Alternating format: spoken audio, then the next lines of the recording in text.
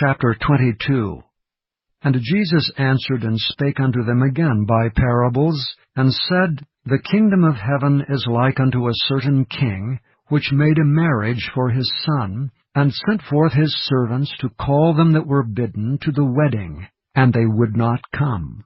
Again he sent forth other servants, saying, Tell them which are bidden, Behold, I have prepared my dinner. My oxen and my fatlings are killed, and all things are ready. Come unto the marriage. But they made light of it, and went their ways, one to his farm, another to his merchandise.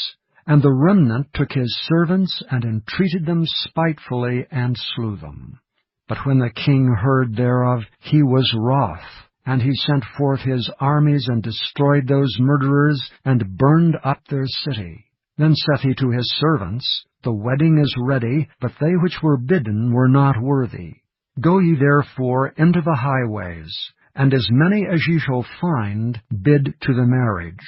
So those servants went out into the highways, and gathered together all as many as they found, both bad and good, and the wedding was furnished with guests.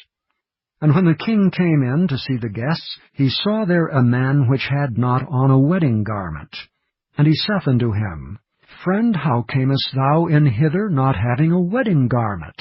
And he was speechless. Then said the king to the servants, Bind him hand and foot, and take him away, and cast him into outer darkness. There shall be weeping and gnashing of teeth. For many are called, but few are chosen. Then went the Pharisees, and took counsel how they might entangle him in his talk. And they sent out unto him their disciples with the Herodians, saying, Master, we know that thou art true, and teachest the way of God in truth, neither carest thou for any man, for thou regardest not the person of men.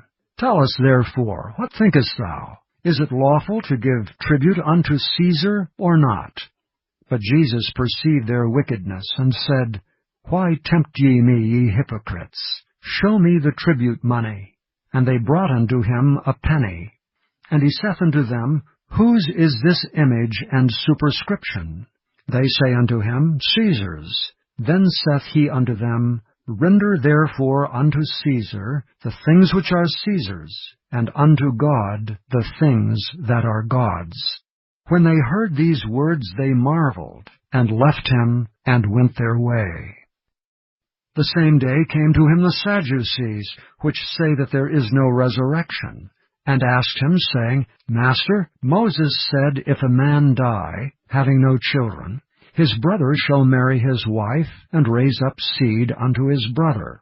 Now there were with us 7 brethren, and the first, when he had married a wife, deceased, and having no issue, left his wife unto his brother. Likewise the second also, and the third unto the 7th. And last of all the woman died also. Therefore in the resurrection, whose wife shall she be of the 7? For they all had her.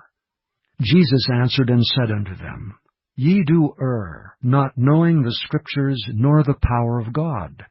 For in the resurrection they neither marry nor are given in marriage, but are as the angels of God in heaven. But as touching the resurrection of the dead, have ye not read that which was spoken unto you by God, saying, I am the God of Abraham, and the God of Isaac, and the God of Jacob? God is not the God of the dead, but of the living. And when the multitude heard this, they were astonished at his doctrine. But when the Pharisees had heard that he had put the Sadducees to silence, they were gathered together. Then one of them, which was a lawyer, asked him a question, tempting him, and saying, Master, which is the great commandment in the law?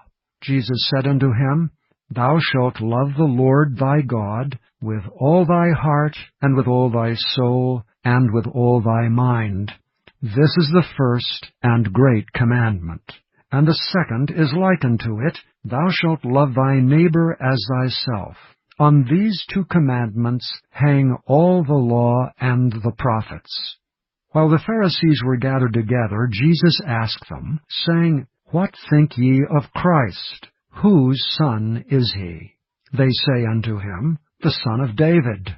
He saith unto them, How then doth David in spirit call him Lord, saying, The Lord said unto my Lord, Sit thou on my right hand, till I make thine enemies thy footstool? If David then call him Lord, how is he his son? And no man was able to answer him a word, neither durst any man from that day forth ask him any more questions.